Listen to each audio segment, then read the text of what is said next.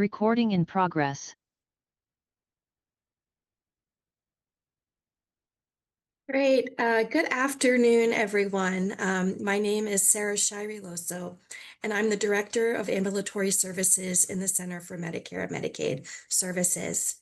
On behalf of CMS, we want to welcome everyone today to today's webinar on the Clinical Laboratory Fee Schedule Data Collection System for data collection and reporting. We are very happy to have you all with us today and appreciate your taking the time to join us on this session and learn about this important requirement that impacts future Medicare clinical lab fee schedule payment rates. It's really great to see so many stakeholders engaged in this effort. And additionally, I want to thank everyone for their patience and understanding as we switch platforms midstream to increase capacity of this session. So we had to do that in the middle of last week. There was so much interest that we outgrew our earlier platform. So appreciate that and hope that everyone didn't have any trouble today being able to log on. So next slide, please. Great, so today's session is being recorded, and once this training webinar is complete, we will post the recording on the CLFS and PAMA Reporting Resources website. Additionally, we'd like to highlight the various ways you can interact with us throughout this session. At the bottom of your screen, you'll find a Q&A button, and this button lets you ask the team questions at any point during today's training. We have many CLFS team members on the call to assist you with your questions throughout our presentation. We'll also address some frequently asked questions during the second half of today's session, so please stay tuned. We anticipate that there will be many questions. We've got so many in our inboxes that we're trying to address as soon as we can. And we'll do our best to address a lot of these during today's session. If we're unable to get to your question, we will respond to any outstanding questions from the Clinical Lab Fee Schedule mailbox.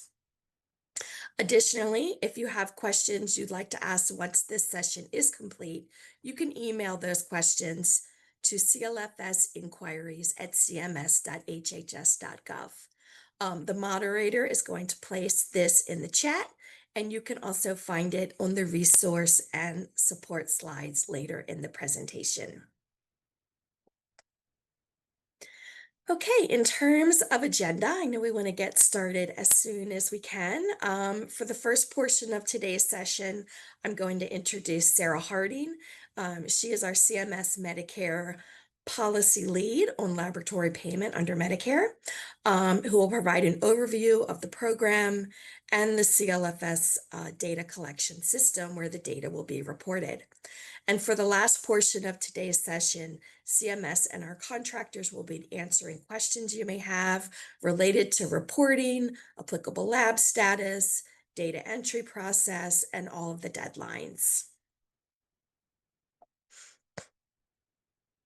Finally, before I turn it over to Sarah, I'd like to highlight that our goal for today is for the participants to have the tools to prepare to register, submit accurate data, be familiar with the system and the resources available, determine whether your lab is an applicable lab, and be able to ask questions directly of us.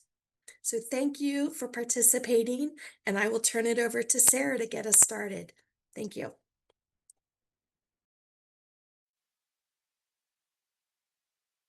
Everybody. I hope you can see and hear me. If not, I'm sure I will read about it in the chat very soon. But I'm going to assume that all is well and dive in. I want to echo Sarah's comments of thanking you for participation today and also your patience with all of this. I know you have a lot of questions. We're going to try to speak to as many as possible today, but if you have already been emailing us, you know that we're doing our best to respond to you as in a timely way as we can. So just starting as a little bit of background, we are all here because of Section 1834A of the Social Security Act, which was established by Section 216A of the Protecting Access to Medicare Act of 2014. We refer to this lovingly as PAMA, and this required applicable laboratories to report applicable information to CMS for each clinical diagnostic laboratory test that is performed by an applicable lab on the clinical lab fee schedule. So you'll hear a lot of CLFS and PAMA and all sorts of acronyms as we work through this presentation. The first round of data collection and reporting actually took place in 2017, so it has been a while. We recognize that this is, even though this is the second round of data reporting, for probably most of you on this call, this is the first time you're dealing with this. For most of the folks here at CMS, some of this is our first time dealing with this. Not really, but it's worth saying that we are definitely in this with you. And there are some changes from that first round of data reporting that I want to highlight in this presentation.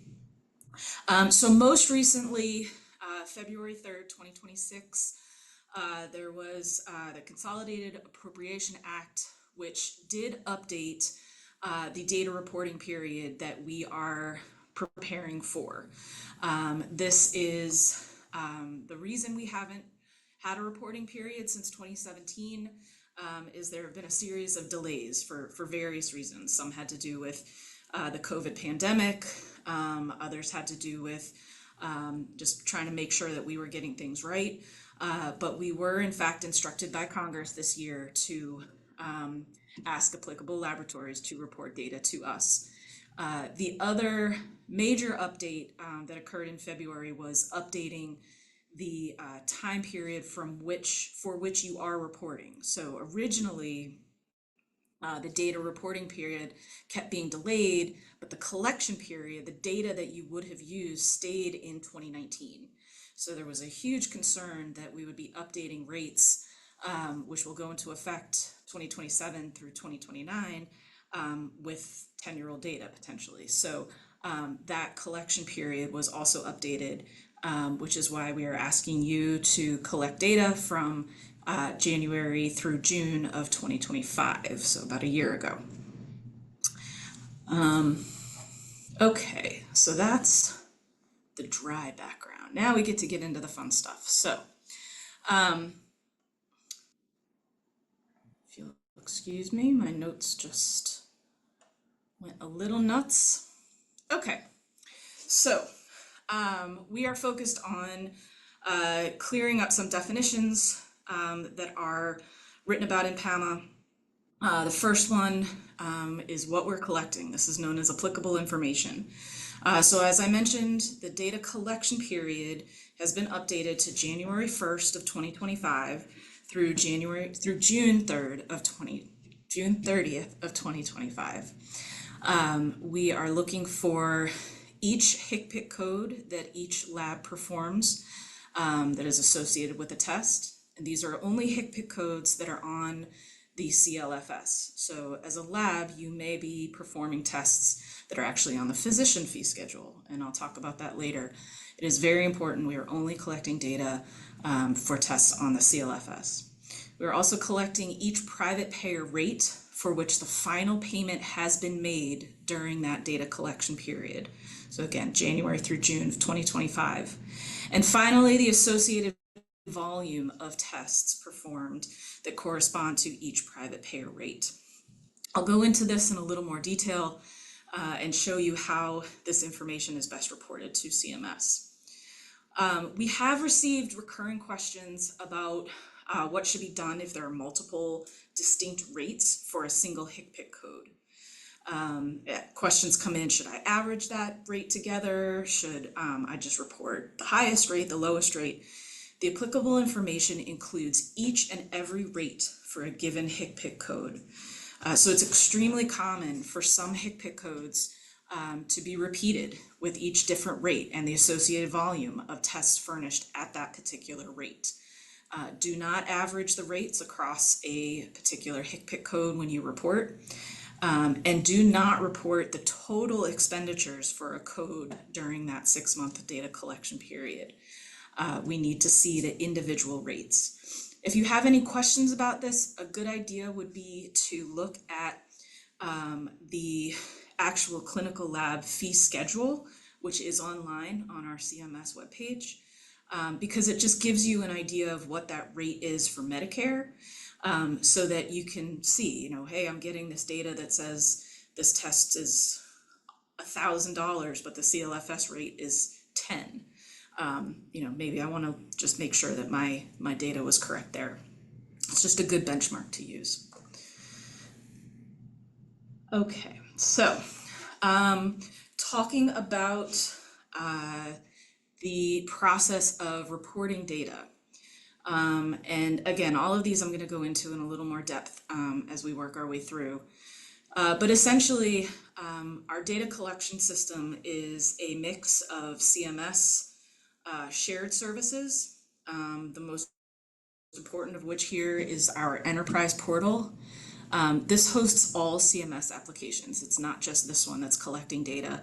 And this is what is used to establish a username and password for you to be able to access these CMS systems. So it's very likely you may already have a username and password if you interact with other CMS systems for one reason or another. You can use that username and password to gain access to the CLFS. But that will be the first step, is that is our big dark blue circle. Oh, if we can go back, there we go. So within the enterprise portal, after you create your username and password, we have what is called the fee-for-service data collection system. It is a mouthful, but it's a mouthful because it collects information on several different types of data across the Part B Medicare program. Anything from drug manufacturers to this kind of laboratory data, other survey data we've used. So when you go to interact first with the fee-for-service data collection system, you'll see these modules. So you do need to pay attention that you're registering for the correct one. You want to follow the steps specifically for the CLFS module. And then once you do get to the CLFS module, this is designed specifically for this data reporting initiative. You'll see FFS-DCS and CLFS acronyms throughout the registration process. So getting started, what do you have to do? What are the big steps in getting through this whole process? The first is our very, very popular question right now, verifying that your laboratory is an applicable laboratory. We will talk about this step in greater detail in the next slide, but I will also just point out we have several different types of resources available online that can help you with this information, or can help you with this step. We have frequently asked questions. We have flow charts that are meant to help you kind of answer, if yes, then go here, if no, go here. We have videos. We've tried to create information in several different manners so that it will, reach you at the level, in the type of information that best fits what you need. So definitely take advantage. Look at our website and take a glance at what we already have up there. But once you decide whether your laboratory is applicable, you're going to need to identify 2 individuals that are responsible for this effort. These are 2 individuals at your TIN level of the organization. There's going to be 2 distinctions of your organization that we talk about: your TIN, your tax ID identification, and then your NPI, your National Provider Identifier. And these are important in different ways that we'll talk about. But your reporting entity is at the TIN level for your organization. So you need to choose 2 people, one as the submitter of the data and one as the certifier. Both of these individuals will need to register with that enterprise portal account and begin the identity verification process. Only one individual can register for the submitter and certifier roles. So one submitter and one certifier per TIN and then per NPI. Once an individual is associated with an NPI, no one else can register for that specific role. So this is important because it's a security measure. We want to make sure that no one else is able to see data from your lab that should not be able to see it. But if you do go to register for an NPI and the system tells you that it has already been registered with a different individual, that's something to look into. That's something to contact our help desk for, and we'll be able to help you through that. Step 3 is to prepare your data using the data template that we've provided online. I will show you that later in the presentation. And then finally, step 4 is to submit your data beginning beginning May 1st of this year. I apologize. Okay, so the big step 1, applicable laboratory. How do you determine whether your lab is applicable? This is the million-dollar question. Do you have to report data? So there are 3 main steps for determining applicability. First, an applicable laboratory bills Medicare Part B under either under its own National Provider Identifier, so an NPI, or on the Form 1450 under the type of bill 14X. This is for hospital outreach laboratories that share NPIs with the bigger hospitals. So we'll talk about that specifically, but you want to pay attention to the NPI of your organization. So I recognize that sometimes NPIs are shared, sometimes there are different business models, but it really comes down to that NPI number and evaluating the majority of Medicare revenues, which is the second step, calculating that threshold. So, and you'll see an equation in a second, but generally speaking, what this means is that when you add your revenue from the Medicare Clinical Lab Fee Schedule, the CLFS, along with your Medicare Physician Fee Schedule, your PFS, and divide it over your total Medicare revenues, that number is greater than 50% or 0.5. Now I know this is important because, or I just want to highlight rather that your revenues from the physician fee schedule are included in this definition, but PFS codes are not included in data that you are reporting. So that's just a distinction that I just want to make sure, because I know sometimes labs will try to upload data with PFS codes, and the upload will be rejected if you do that. So this is where your PFS revenue are important, but then you get to forget about it once you figure out this equation. But there is a third step, and this was built in to try and ease some of the burden on the labs that don't perform a ton of tests like this. Even though that percentage Medicare, the percentage revenue might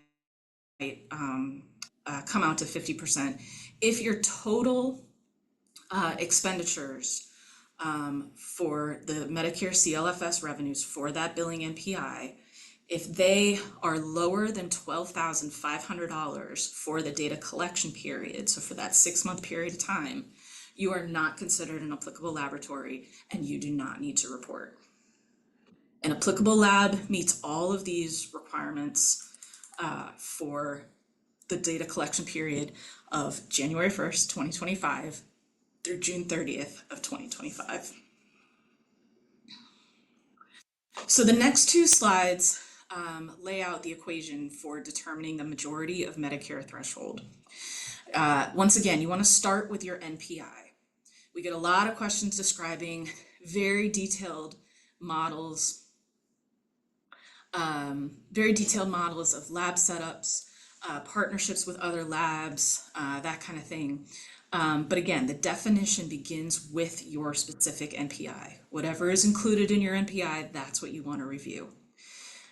So if your laboratory has its own NPI, this is what your equation will look like. Your Medicare CLFS plus Medicare PFS revenues divided by your total Medicare revenues received by your NPI. And then again, apply that low expenditure threshold of $12,500 for the data collection period. The next slide shows the situation that I mentioned. If for hospital outreach labs that might share an NPI with its associated hospital. So this was actually an expansion of the definition of applicable laboratory that was not included in the first round of data reporting. The goal here was to include more data from hospital outreach labs that share an NPI with the hospital. We received a lot of public comments that really strongly recommended. Sorry, I'm just seeing. So I'm just going to stop real quick. We're seeing some comments that the video is having some issues. I hope you can hear me. Okay, this presentation is being recorded and we will post it pretty much right after this call, so you'll be able to see that. But there was a suggestion for me to turn off my video, which is totally fine with me, and see if that helps. So now you just get to listen to me. Okay, so hopefully that helped, but if not, once again, the recording will be up online and available for you later.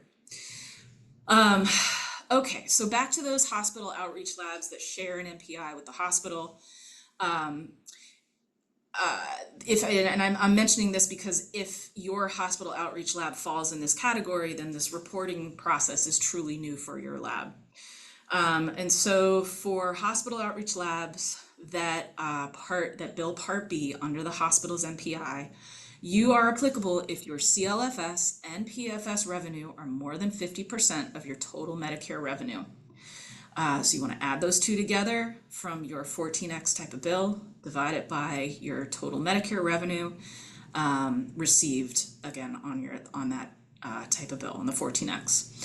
I do want to note here that labs that fall on this slide will most likely meet the majority of Medicare revenues threshold, because your Medicare revenues are primarily, if not entirely, derived from the CLFS and or the PFS. So it's likely that the revenues from the CLFS and PFS services included in the numerator are essentially the same as the total Medicare revenues included in the denominator. Okay, so the next slide. So, other resources on how to determine your applicability. I want to take a minute and just level set here a bit. We've gotten a lot of questions asking us to evaluate an individual lab status as an applicable laboratory. I wish we could. I wish we could work one-on-one with every lab that had questions like this, but we are limited in our resources and ability to do that. And so our outreach approach has been to produce several different types of materials to help you make this determination. There are several factors that limit our ability to determine applicability for laboratories. Something as simple as not having the most updated contact information for labs, business models change frequently, claims data that we have may not necessarily keep up. And so this is why in our regulations implementing PAMA, CMS did establish that it has to be the laboratory that attests to this applicability. But as I mentioned, there are several pages of frequently asked questions online that contemplate different models, especially all of you physician office labs that have shared offices and shared spaces and shared NPIs. Look at those, it's pages 9 through 12 are the physician office lab frequently asked questions. Look at those and see if there are situations close to your own that would be helpful. And then we also have created some flowcharts, some quick reference guides that are aimed at also helping to determine applicability. Okay, so we're getting now into the how to report this data.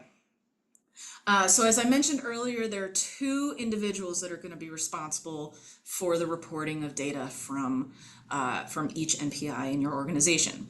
The submitter is an individual selected by the laboratory who creates an account in the CMS Enterprise portal, requests the submitter role in the CLFS module, and submits the data on behalf of their TIN. Again, the TIN is the reporting entity that may include several different NPIs under that TIN. And then they're responsible for notifying their certifier once the data has been submitted. There can only be one submitter per TIN, but a submitter can submit on behalf of multiple TINs. Certifier is either the president or the chief financial officer of the applicable laboratory, or an individual designated by either of those people, who create an account in the enterprise portal, request the certifier role in the CLFS module, review the submitted data on behalf of their TIN, and attest to the data's accuracy. There can only be one certifier per TIN, but a certifier may certify on behalf of multiple TINs. The certifier and submitter do have to be two separate people. So your first step, once you decide who these people are, is to register in the identity management registration system. There is a registration guide on the CLFS and PAMA Reporting Resources website. This is where you'll create a username and password if you don't have one already. You're going to set up your multi-factor authentication. You're going to request access to the FFS DCS application as either a submitter or certifier and complete the identity verification process. When you register, you only need to connect yourself to one TIN, even if you will be reporting on multiple TINs for your organization. Also, as a submitter, if you already have access to another CMS application within the enterprise portal, you do not need to create a new account. All you need to do is think of that second circle that I showed at the beginning of the presentation, of requesting access to the specific fee-for-service data collection system and CLFS module by adding that new application. You do not have to really even pay attention to what I'm saying right now, because all of these steps are online. We have detailed user guides for both the submitter and the certifier. We have kind of YouTube style videos that if they're not already up there, they will be in the next couple of days, going step by step by step through all of this. You do not have to memorize this. You do not even have to remember it. You can just listen and then go and find those resources when you're ready. It is important, though, that you pay attention to the roles that you are requesting. There are other modules, as I mentioned, there are other modules in the data collection system. They might mention ASP or ground ambulance. You have to pick the module that is the clinical lab fee schedule module. You may also see other roles available for requesting, such as CLFS admin or CLFS staff. These roles are internal to CMS. I wish we could have put them elsewhere, but it's just kind of a product of the broad system at CMS. They are visible to everyone that would be coming into the system, but the only roles that you will be approved for are either the submitter or the certifier. It is also imperative that submitters and certifiers, you need to register with personal information, addresses and emails, etc., through the identity verification process. Again, this is not a decision we made. This is something through CMS security. Using your business information will cause problems in the identity management system and may delay the approval process. I will just say that our group never sees any of this information. They never see any of the personal information. This is maintained by the broader enterprise group at CMS and is kept confidential for the purposes of your credentialing. Okay, so preparing your data. This is the next step. Now we've talked about only one person can register to submit the data, and then another person certifies it. as many people as you want can help you collect the data, pull it together, and put it into the data collection template, which I'll show you in a minute. But essentially what you want to do, you want to see first, look at the list online of HCPCS codes for which we are collecting. Once again, these are only HCPCS codes on the clinical laboratory fee schedule. So you do need to separate out any tests that you do that are on the physician fee schedule. You're going to list those codes. You do not need to list a HCPCS code that you do not perform. So we do not want to see empty line data from that list. So if you don't perform it, you do not need to list it. But you're going to calculate the associated volume of tests performed by your lab that corresponds to each private payer rate for the data collection period. There is a template online that is meant to help you organize and then upload the data to your system. This can be found again on our CLFS PAMA Reporting Resources website, and is also actually available for download within the data collection system. I'll show you a sample of the template in just a few minutes. I'm going to say this multiple times, but it cannot be understated. Do not make any changes to that template. Do not change the formatting, do not change the columns, do not change anything on it. It will be rejected if you make any changes like that. The system should be able to show you where there are errors so that you can pinpoint them and fix them, but do not make any changes to that template before uploading it. Once you have that template on your own, sort of for your own self, before you upload it into the system, a good idea is maybe to have the certifier pre-review the data. This saves time, it reduces the risk of having to correct data while it's in the system, and it ideally will smooth things down. Okay, so our data reporting template.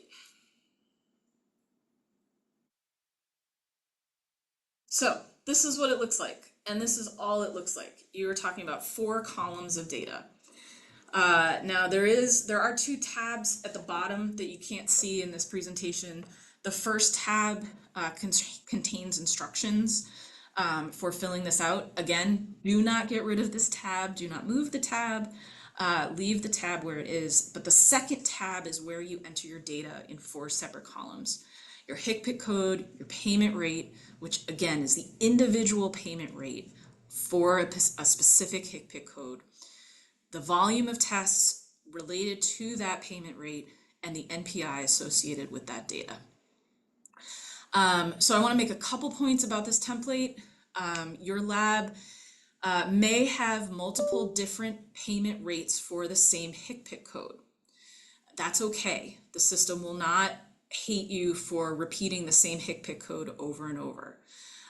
We actually expect that. So even though this template shows 6 distinct HCPCS codes, you very well may have the same HCPCS code repeated over and over if there are different payment rates associated with that code. There is, as I mentioned before, there is a file on our website that lists all the HCPCS codes on the CLFS that should be reported. Again, I know I'm starting to get repetitive, but if you try to enter information on a HCPCS code that is not on that list, because it's on the physician fee schedule, the file will be rejected when you upload it. There's another change from our first round of reporting that's a little bit counterintuitive. So I apologize in advance if this is confusing. Back talking about the applicability determination, that is entirely dependent on each NPI, at your NPI level. But after we had this first round of data about 10 years ago, we were encouraged to allow labs to aggregate and report their data under a single NPI that is part of that single TIN. So on this template, even if you're reporting data for different NPIs, that column D, it can repeat one NPI over and over. You do not have to specify which data come from which NPI. You do, however, have to register each NPI for which you are reporting. So in other words, we need to know from the submitter and certifier, we need to know all of the NPIs for which you are reporting, but you do not need to report the data by each NPI on this template. I'll show you the screen on where you register for each NPI. But again, the goal of that was to just make this template a little bit simpler. You do have to fill in an NPI number, but it can just be one represented NPI. So a few more template tips on the next slide. We do highly recommend preparing your data file using the template that is available online. It's also available in the data collection system. But there are a few things to keep in mind. We can only accept one TIN per file. So again, the TIN is the reporting entity. Your laboratory may have several different TINs. You need to create one file per TIN. But that TIN can include multiple NPIs. It can be listed as a single NPI. Once again, do not alter the formatting of the Excel file. You can change the file name so that you can find it when you go to upload it, but don't add any additional columns, don't remove anything, don't submit blank rows between data entries, and do not submit data for HCPCS codes that are not on the list provided online. You're gonna, once again, enter that HCPCS data, the payment rate, volume, and NPI according to the requirements outlined in the template, and they are also all listed in the submitter user guide. There are warnings built into the system. So I mentioned earlier that you have to pay attention to submitting only the specific payment rate per HCPCS code. In the first round, we had a little bit of confusion, and a few labs reported their total expenditures for a HCPCS code over the 6-month period of time. And so that's where I mentioned it may be worth just getting a little bit of a gut check with the current clinical lab fee schedule and the rates that Medicare pays. If you're reporting a rate of $75,000, there's no single test on the CLFS that reimburses that $75,000. A warning will pop up prompting you to just review the data and make sure it's correct. Okay, so once you start getting into your registration process, this is the screen you're going to see. This is our enterprise portal. Your IDM registration should have been done by this point, meaning you have a username and password, and you will have requested a role for the CLFS module, either as the submitter or certifier. Once this is done, you will be able to sign in at this screen. So this is, once you sign in, this is what you will see. As I mentioned before, there are several modules included under the FFS DCS. You want to click on the third link down, clinical laboratory fee schedule. To get here, we have put, I believe, in the chat the web address, which is https://portal.cms.gov. But again, this is also in several different resources and that you can go to directly. So once you get into this system, if you're the submitter, this is what you'll see. This is your homepage. Over on the right side, you'll see your business process flow. And this is your submitter role. This is where you will tell us which NPIs for which you are reporting. So under that, step 1, associate your laboratory TIN with NPI information on the laboratory information page. So you will have the opportunity to report to us all of the NPIs that you are reporting on. The data entry steps for the submitter.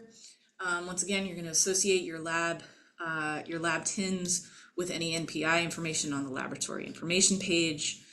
You're going to report laboratory data using the template provided on the data reporting page and upload it into the system.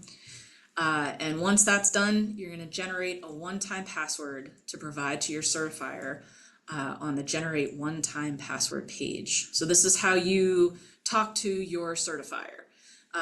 That's a one-time password that only they will know. They will enter it. We'll see that in a second. And only they will be able to see the data that you submitted into the system. So for the certifier homepage, it looks exactly the same, except for the user role overview tab is a little bit different. Again, you are going to have to associate yourself with the data that you are reporting, both your TIN and NPI information, and you'll have the opportunity to enter that one-time password from your submitter. You'll review and certify your data on the certification page, and then attest that that data is correct. And then you will click on the submit button, and that is it. That is all you will need to do. So again, the more work you're able to do on that template outside of this system, the better off you will be. This is the screen that certifiers will see to identify their TIN for which they're certifying, and then the OTP. You'll have a separate OTP for each TIN that you are certifying. So for you larger labs that have many, many different TINs, this will be a bit repetitive, working through each TIN and associated OTP. But again, it's so the way we've set it up to be as secure as possible and make sure that the data are only seen by the labs that have submitted it. So to just to help any data review tips, I started on this a little bit early. Our recommendation is to review your files prior to having them uploaded into the system. If the system does catch any errors, which really are limited to formatting errors, the submitter is the one that has to fix them. So if the submitter sends the data and that OTP to the certifier, and the certifier sees any errors, the submitter will need to log back in and fix those. The certifier cannot make any changes to the data. But the certification is among the more important steps of this whole process. It can only happen in the data collection system. So you can't email our inquiries box and say, you know, I've certified this data. It has to be done within the system, and your reporting is not complete without that certification. Once the certifier has certified the data submission is closed, and you will not be able to enter any more data for that TIN. You also won't be able to see the data. So, and again, this was something that we set up. It was recommended sort of for security purposes. We didn't want data sitting in the system that could then be viewed by someone who wasn't supposed to be able to see it. So if you realize that there need to be corrections, you'll need to contact the CLFS help desk, and they'll be able to help you from there. The CLFS help desk is the email is all over all of the registration guides and user guides, but it is clfshelpdesk@dcca.com. There's also a help desk phone number that you can use. So this concludes kind of the general overview of PAMA as well as the system. I know it's a lot of information, and it's a lot of step-by-step processes, but once, as we've said, we hope that the information that we've provided online will help you go step by step to make answer all these great questions and submit your data. So that's it for me. I'm going to turn it over to Maria Durham to share just more about the timeline and some next steps, and then we'll have a short time for questions and answers. Thank you. Thank you, Sarah. And that was a lot of information, but a lot of good information. So here are a few key dates and upcoming to-dos for everyone to jot down. Right now, if you haven't done so already, labs can determine applicable status and begin to prepare data.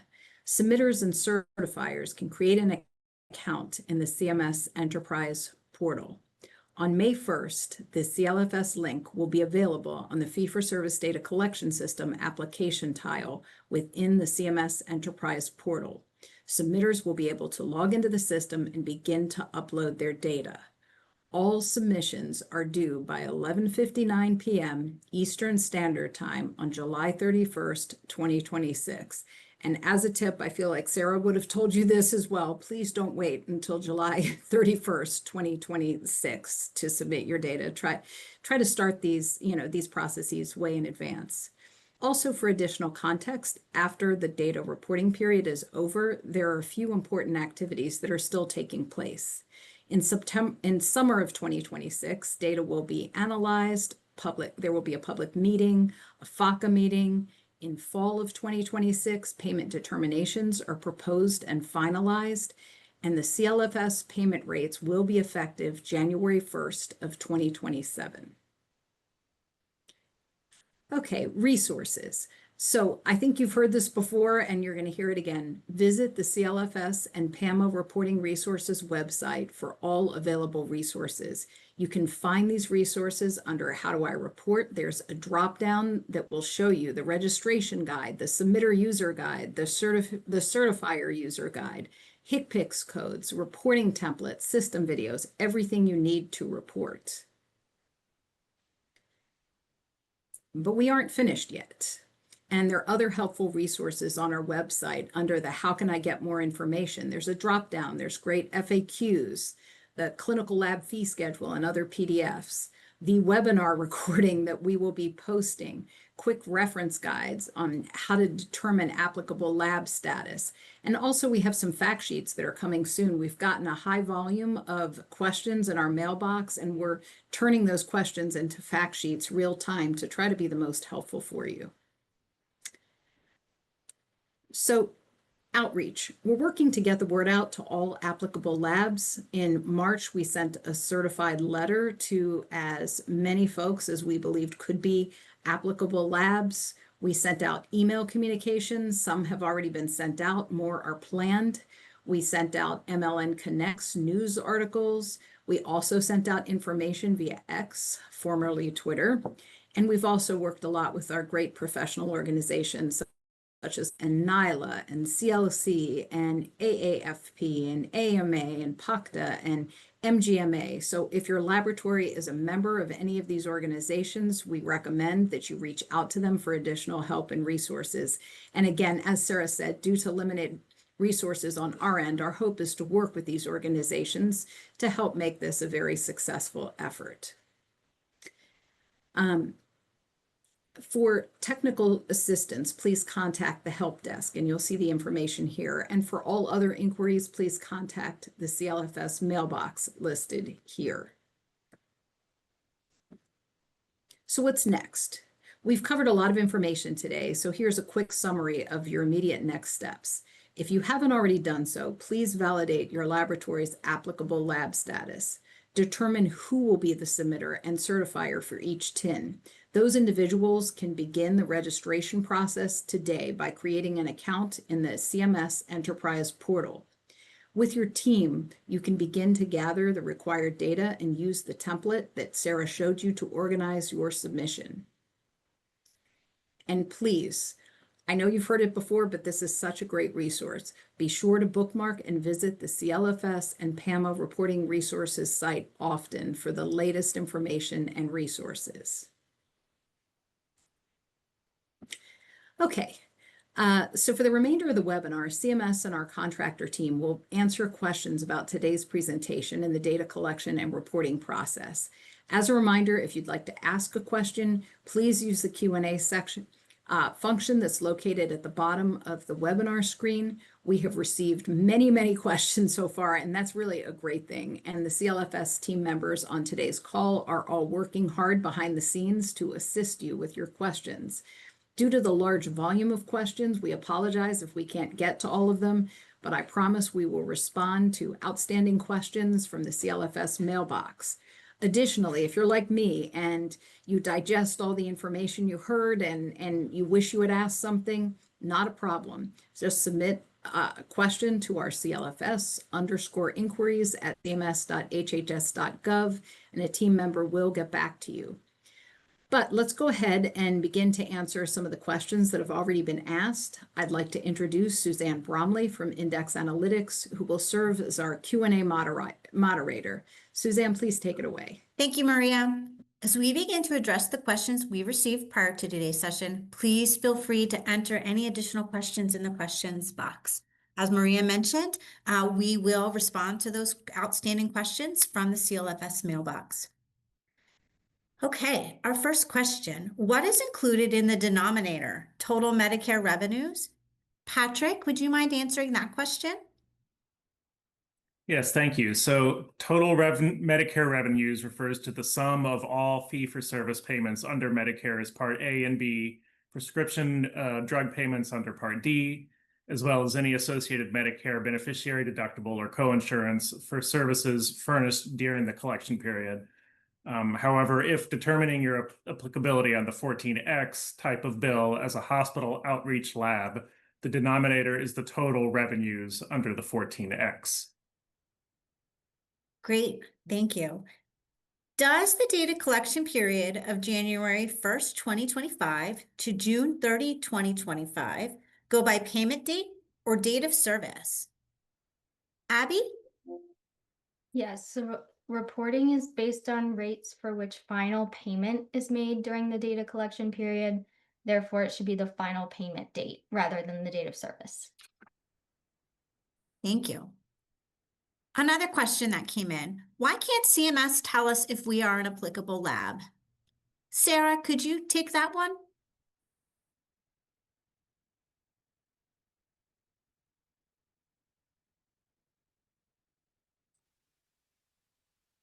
Sure.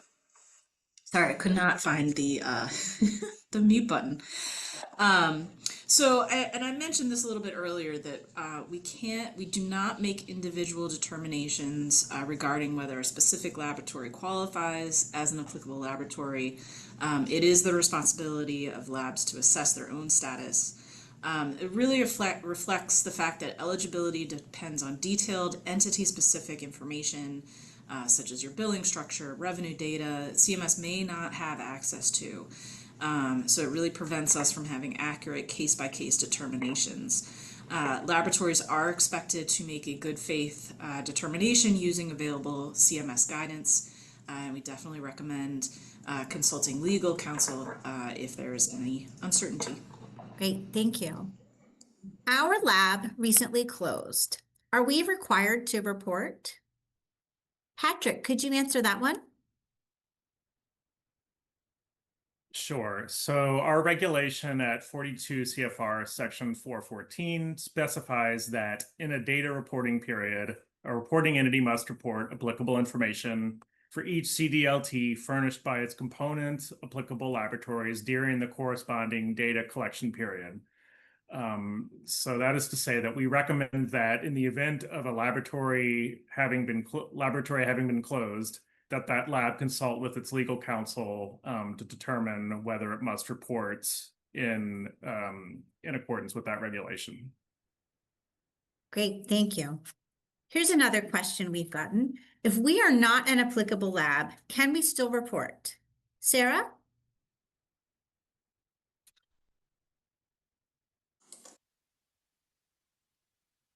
So if you are not an applicable lab, you should not report data. Great, thank you. I think we have time for one more question. My lab only does CLIA waived tests in our office, and we only have a CLIA waived certificate. Do we need to report? Abby, could you take that one? For this reporting requirement, CLIA waived labs are not exempt. So please follow the steps that we provided today to determine whether your laboratory meets the definition of an applicable laboratory that requires you to report. Thank you. Okay, unfortunately, we are running out of time, so that will be our last question. I just wanted to thank everyone for your great questions and your participation. We have a very active Q&A section, and on behalf of CMS, we really appreciate your attendance at today's training webinar for the CLFS Data Collection Initiative. Your time is very valuable, and we are just so appreciative that you chose to spend your last hour with us. So at this point, we are concluding the session, but as a reminder, today's session was recorded and a link to the recording will be posted to the CLFS website as soon as it's available. Thank you very much. Thank you on behalf of everyone at CMS, and I'm going to turn it over to the moderator to close out.